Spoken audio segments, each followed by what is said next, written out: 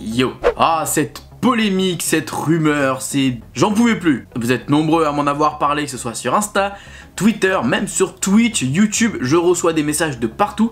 Et aujourd'hui, je voulais un petit peu en parler un peu avec vous. Au début, je me suis dit, est-ce que c'est réellement intéressant d'en parler dans une vidéo YouTube, intéressant d'en parler avec vous? Mais j'ai eu tellement de messages de gens qui ont cru à ces choses. J'avais envie d'en parler un petit peu avec vous, de vous montrer pourquoi, d'un, ça ne semble pas vraiment officiel, de deux, qu'il ne faut pas croire tout ce qu'on vous dit, et de 3, pourquoi Disney ne va sûrement pas réagir de cette façon-là.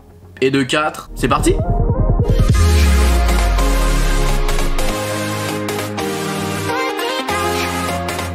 Dans cette vidéo, comme vous l'aurez compris, on va parler évidemment de tout ce qui a été dit par rapport au parc d'attractions via le gouvernement. Alors, il faut savoir qu'il y a des dates qui ont fuité, des dates qui ont commencé à un petit peu voir le jour parce que certains parcs d'attractions ont annoncé qu'ils allaient ouvrir au fur et à mesure. Donc on a les parcs de Belgique par exemple qui commencent à ouvrir et on a encore certains comme des petits parcs d'attractions qui vont ouvrir, mais simplement pourquoi? Parce que ils sont beaucoup plus petits et du coup il y aura moins de visiteurs à l'intérieur. Ici, pour Disneyland Paris, c'est toute autre chose. C'est un grand parc d'attractions qui a en minimum, normalement, 10, 15 000 visiteurs, voire 20 000. Et encore, à des gros moments, il peut y avoir beaucoup plus de visiteurs. C'est un parc d'attractions qui, de base, a besoin de beaucoup de visiteurs, étant donné qu'il y a aussi beaucoup d'employés, beaucoup d'hôtels, beaucoup de restaurants. Donc, plus il va y avoir de monde, mieux c'est pour eux. Donc, évidemment, d'ouvrir un parc d'attractions avec une capacité de 5 000 visiteurs, c'est pas très bon. Enfin, en tout cas, là, on va d'abord voir ce qui a été dit et on va réagir là-dessus et je vais vous montrer pourquoi ce n'est pas vraiment possible. Et vous allez comprendre que faut pas croire tout ce qu'on dit. En fait, il faut savoir dans un premier temps que Le Parisien, si je me trompe pas, a fait un article en expliquant qu'à partir du 19 mai, les parcs d'attractions pourraient réouvrir mais sans les attractions. Et là, vous êtes nombreux à, je veux pas dire tomber dans le panneau, c'est un peu comme une vidéo putaclic, c'est un peu comme un titre à guicheur. Là, vous êtes nombreux à avoir été évidemment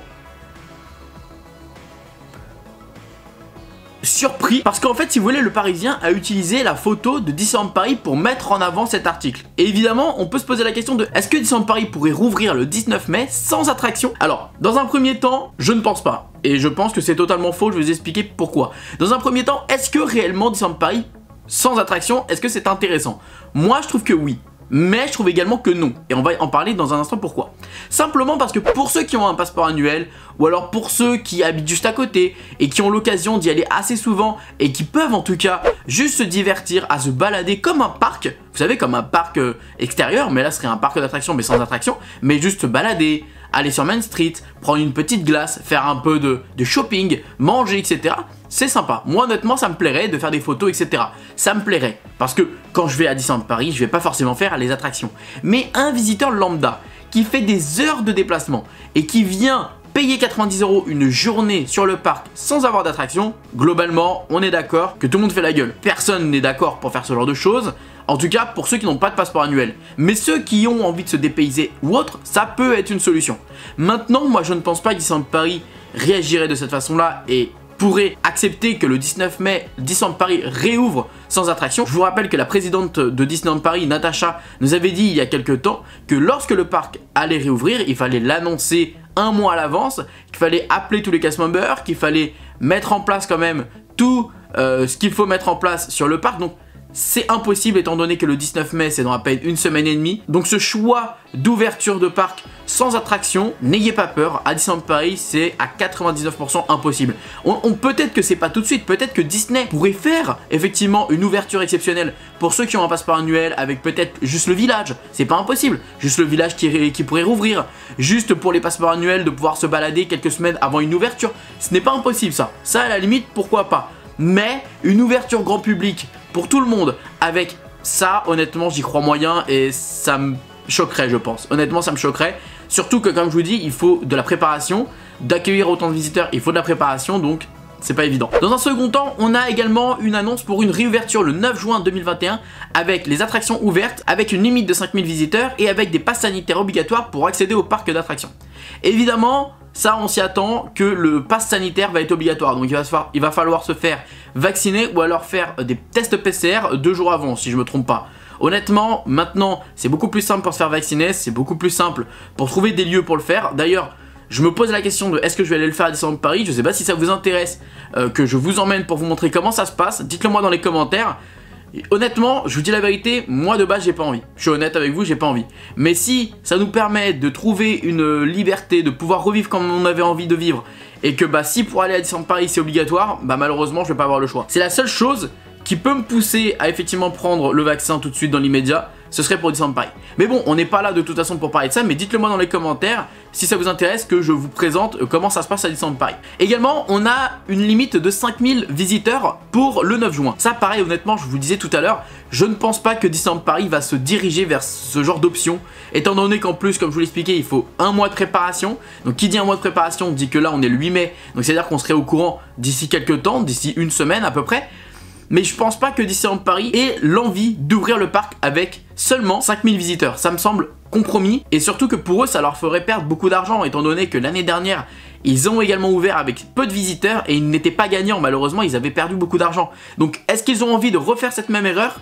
Honnêtement, je ne pense pas. Et on a également une réouverture le 30 juin 2021 avec une jauge à 100% avec le pass sanitaire obligatoire pour accéder au parc. Là par contre on est du coup sur une ouverture sans problème, avec plus évidemment de visiteurs pour le parc. Et là, je pense qu'on se dirigera plus sur quelque chose que Disneyland Paris a envie, en tout cas. En plus, ça sera le début des grandes vacances, ça sera le début évidemment de la saison d'été. Donc, Disneyland Paris pourra très clairement réouvrir tranquillement ses portes. Enfin, en tout cas, pour le moment, comme je vous le dis, des négociations, c'est ce qui est en train de se discuter. C'est pas encore quelque chose d'officiel, mais j'avais besoin de faire cette vidéo avec vous pour déjà calmer un peu les choses parce que je voyais beaucoup trop de choses sur les réseaux et comme je vous disais beaucoup de messages qui me disaient oui le 19 mai ça va ouvrir, il n'y aura pas les attractions, ça va être n'importe quoi, on peut pas payer 90 €. Je voyais tout le monde qui commençait à y croire, je voyais tout le monde qui commençait à hurler au scandale. Non, vous inquiétez pas, Disney nous a encore rien annoncé, donc il ne faut pas tout de suite s'affoler et tout de suite pointer du doigt ou en tout cas crier au loup parce que bah, pour le moment il n'y a pas besoin. Et c'est très important en tout cas quand vous avez un article ou même que ce soit des vidéos d'aller jusqu'au bout pour comprendre ce qui se dit, pour comprendre le message qui va être passé et est-ce que évidemment ça touche Disneyland Paris parce qu'ils ont utilisé une image?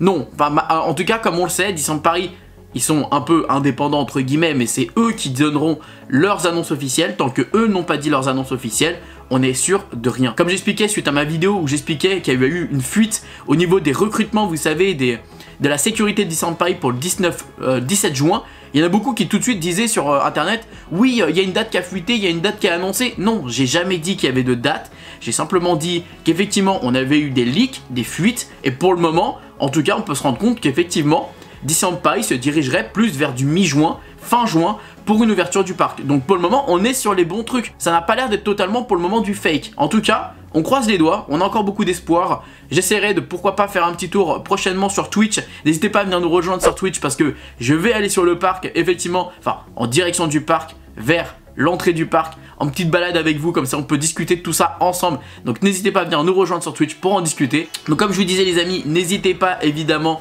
à vous renseigner, à me suivre, je vous parlerai des dates officielles. De toute façon dès qu'on a la date officielle, ne vous inquiétez pas, je la communiquerai sur Instagram, je la communiquerai sur YouTube. Donc pour le moment Disney n'a pas encore dit quoi que ce soit concernant une ouverture sans attraction. Donc pas de panique, on n'essaye pas de vous arnaquer ou autre. Enfin en tout cas voilà les amis, n'hésitez pas à vous me dire ce que vous en pensez dans les commentaires. Est-ce que si Disney décidait de réouvrir avec des prix peut-être réduits, vous savez peut-être 40 € la journée, juste se balader sans attraction, est-ce que ça vous intéresserait ou pas? Est-ce que c'est quelque chose qui pourrait être une solution avant une vraie réouverture? En tout cas moi personnellement ça me plairait parce que je suis passeport annuel, mais si je n'avais pas le passeport annuel, jamais de la vie j'irais sur le parc si je peux pas réellement profiter d'une journée pleinement. Pour moi c'est impossible. En tout cas sur ce les amis, on se fait des bisous, on se dit à très vite pour une nouvelle vidéo. Surtout n'oubliez pas que tout le monde a rêvé, alors pourquoi pas eux. Des bisous tout le monde, ciao.